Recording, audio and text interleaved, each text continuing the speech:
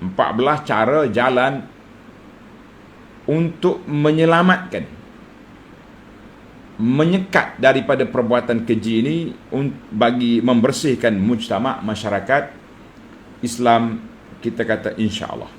Yang pertama, tathhiruz zunah waz-zawani bil uqubatil haddiyah. Bersihkan orang yang telah terjebak dengan zina, laki-laki dengan perempuan, dengan hukuman hudud. Hukuman hudud. Sebat ataupun rejam. Kenapa keras sangat? Rejam ni kenapa keras sangat? Tuan-tuan dan puan-puan, pintu nak lepaskan nafsu banyak. Kahwin, habis cerita. Yang kamu pergi buat benda yang sama di tempat yang haram tu kenapa? Orang yang pernah kahwin, dia tahu. Itu je. 4-5 minit selesailah masalah. Habis kenapa kamu pergi buat benda yang keji begini? Sedangkan kamu tahu, maka itu dosa dia besar. Sehingga sampai peringkat hukuman orang ni tak perlu lagi hidup atas dunia. Tidak layak hidup atas dunia. Na'udzubillah. Yang kedua, tip yang kedua membersihkan masyarakat ini, at-tatahhur bijtina'i nikahiz zaniyati wa inkahiz zawani.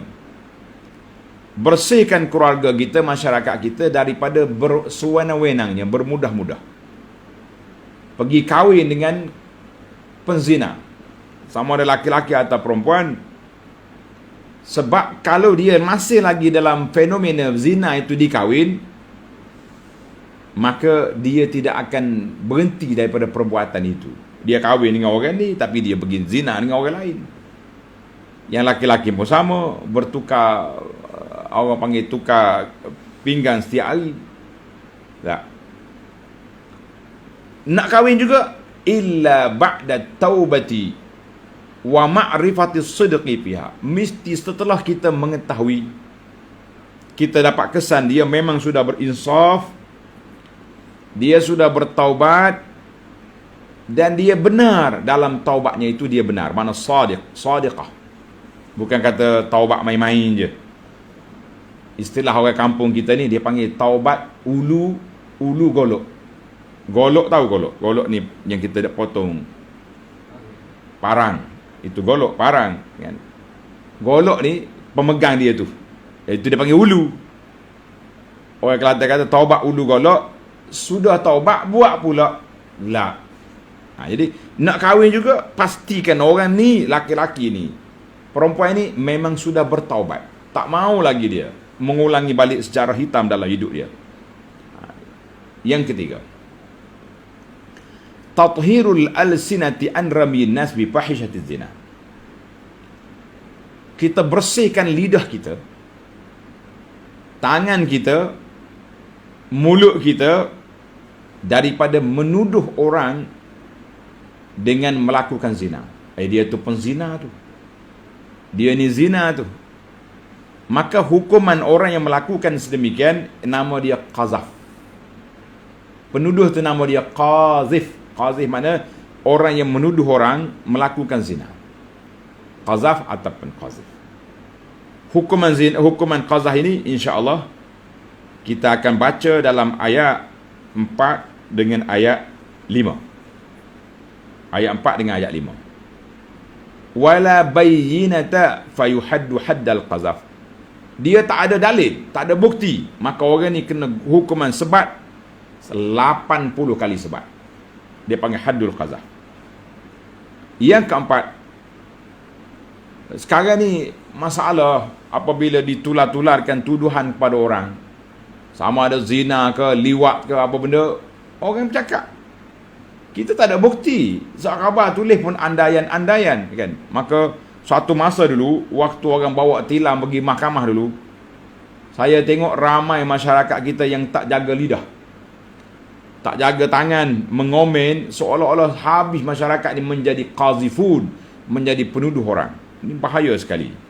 Sistem kawalan kepada berita-berita kita ni perlu. perlu supaya tidak jadi orang masyarakat menjadi penuduh orang. Yang keempat, tathiru lisani zauji.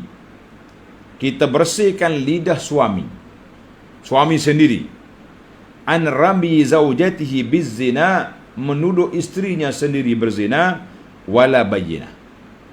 Tapi suami dia ada akta lain. Akta dia panggil akta al-li'an, sumpah. Suami tengok isteri dia berzina, dia tak ada bukti seorang dia, ya dalam rumah dia kan. Dia balik-balik tengok laki-laki buat benda tak baik dengan isteri dia. Dia tak ada 4 orang saksi, dia tak bawa saksi. Bagaimana dia nak tuduh isteri dia berzina? Kalau orang lain tuduh, kita sebab dia 80 kali sebab qazah, tapi adakah suami kena sebab? Tak. Itu dia bawa hukuman al-li'an. InsyaAllah cerita li'an ini kita akan masuk ayat yang ke-6. Ayat yang ke-6, ayat yang ke-7, ayat yang ke-8, 9, ayat apa ni yang ke-10. Kemudian mari ayat yang ke-11, itu dia panggil hukuman hadisul ifki. Hadis yang sangat menyayat hati kerana dia terlibat dengan isteri Nabi, dituduh begitu keji tuduhan yang tersebut. Isteri Nabi Aisyah bersih daripada tuduhan sehingga kita boleh baca sampai ke hari kiamat. Allahu Akbar, kelebihan Aisyah, Allah bersihkan dia begini. Baik, yang kelima, tathhirun nufus wa hajbul qulub. Bersihkan jiwa kita, kita sekat hati kita daripada bersangka buruk dengan orang Muslim, duduk banyak melakukan zina. Bila kita tular-tular, habis orang kata orang ni zina, kejap keluar video di hotel tu, kejap keluar begini, bawa tilam pergi ke mahkamah, macam-macam cerita sudah berlaku yang menyebabkan orang jadi penuduh pada orang. Maka di sini para pelajar, para jemaah sekalian, kita bersihkan jiwa kita, bersihkan hati kita daripada bersangka buruk kepada orang Muslim, banyak berzina di kawasan ini. Yang keenam, tathhirul iradah. Bersihkan kegemaran masyarakat. Kita sekat mereka daripada menyebarkan berita-berita sensasi tentang perbuatan zina ataupun berita-berita, gambar-gambar yang boleh menggalakkan orang berzina. Ini sekarang ni ada majalah-majalah, cerita-cerita TV, movie-movie, filem-filem, video porno, video lucah ni sangat meluas. Maka menjadi kewajipan kepada pemerintah, pihak Suruhanjaya Komunikasi wajib ada alat yang boleh menyekat gambar-gambar lucah, filem-filem ni masuk ke dalam handphone, ke dalam internet dalam negara kita. Wajib. Bahawa banyak kita tengah baca tiba-tiba keluar. Jadi kalau kita block di handphone kita, di komputer kita, dia tak boleh keluar. Tapi kita tahulah yang keluar kena block ni maknanya filem fahisyah, filem yang tak baik. Pihak kerajaan bertanggungjawab perkara ini. Kita tanggungjawab kita sekadar boleh sekat, boleh block di komputer kita, di laptop, di alat kita, tapi orang yang tak sekat macam mana? Budak-budak duk main telefon, tengok-tengok keluar benda ni. Rasa nak buat juga, sudah. Ini benda yang perkara yang berbahaya. Yang ketujuh, al-wiqayatul 'ammah.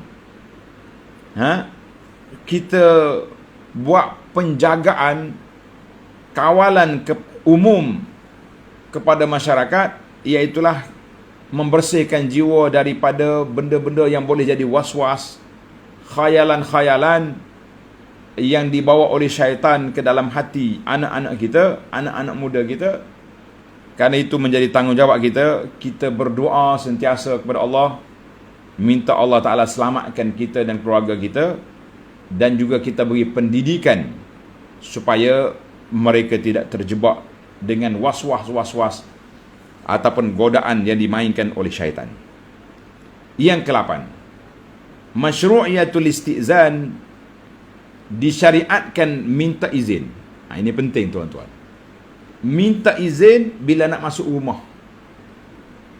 Nak masuk rumah orang, kena minta izin. Nak minta izin bukan pergi jenguk dalam rumah. Ni ada setengah pakcik ni mari rumah orang. Assalamualaikum. Tengok pintu depan tak jawab. Sampai ke dapur dia pergi. Isteri kawan tu berkembang gantung. Tahu berkembang gantung? Yalah, orang dalam rumah duduk basuh pakaian ke, duduk apa, buat bersih rumah. Berkembang gantung lah dia. Berkembang gantung ni, ialah pakaian untuk aurat lah, gitu senang. Pakaian dalam rumah, kan. Orang kata-kata berkembang gantung. Saya nak terjemah pun tak kerti. Tengok aurat orang.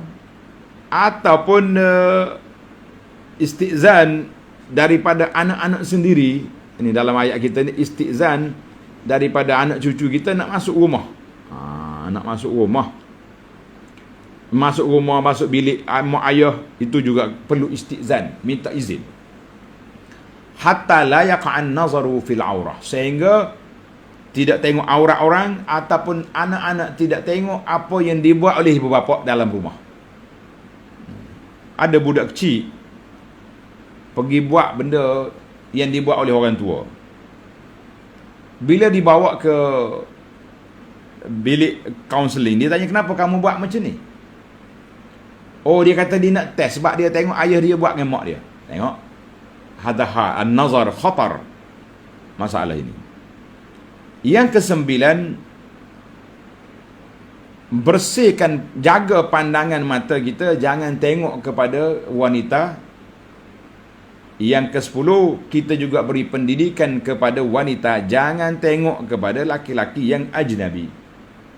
Sebab bila tengok itulah timbul orang panggil graviti, ataupun menangkap dia punya elektrik masing-masing. Kalau tak tengok, tak jadi. Ini main tengok-tengok ni masalah.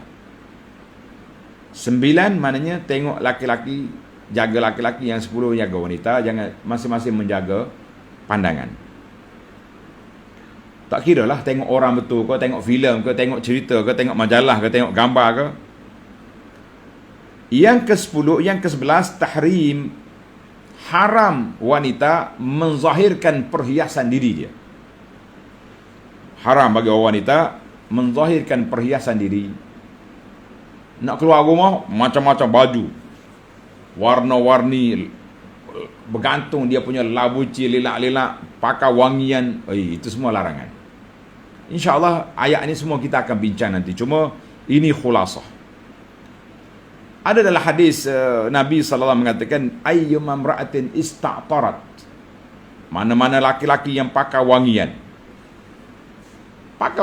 wangian yang perfume yang bau kuat ni, famarat ala rajulin, dia pergi lalu depan orang laki-laki, orang pakai idu bang, oi sedapnya bau, fahiya zaniyatun, Nabi kata orang ni berstatus zaniyah, berstatus penzina.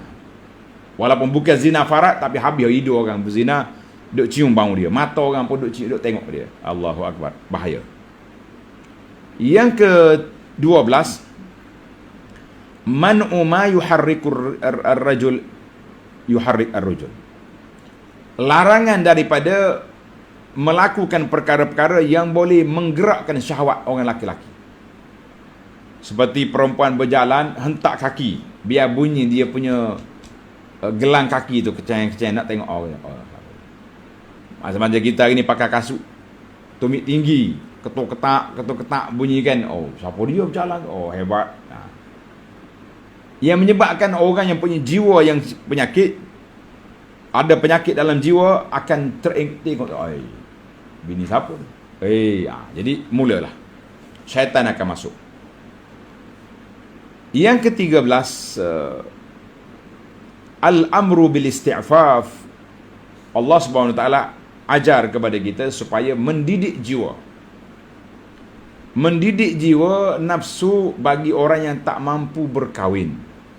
Dia nak menikah, tak ada duit, tak ada kemampuan, maka kita kena didik jiwa kita supaya kita tahu bahawa hidup atas dunia ni tak lama. Buatlah, jadilah orang baik, insya-Allah kita akan kahwin dengan bidadari dalam syurga nanti, insya-Allah. Yang terakhir, yang ke-14, kita hendaklah melakukan sebab-sebab yang boleh menundukkan nafsu. Di antaranya sebagaimana hadis Nabi SAW, ya ma'syaras syabab wahai pemuda, siapa dia mampu kahwin, kahwin. Jadi kahwin di antara kahwin ni di antara wiqayah yang menyelamatkan seorang itu daripada terjebak dengan zina. Kalau anak dia nak kahwin, kahwin dah. Tak mampu, fa'alaihi bis-saum, hendaklah dia berpuasa, kerana puasa itu menjadi pengawal. Alhamdulillah para jemaah sekalian, itu 14 tip bagaimana nak menjaga masyarakat, jaga diri kita dari terjebak dengan fahisyah, dengan benda yang tak baik.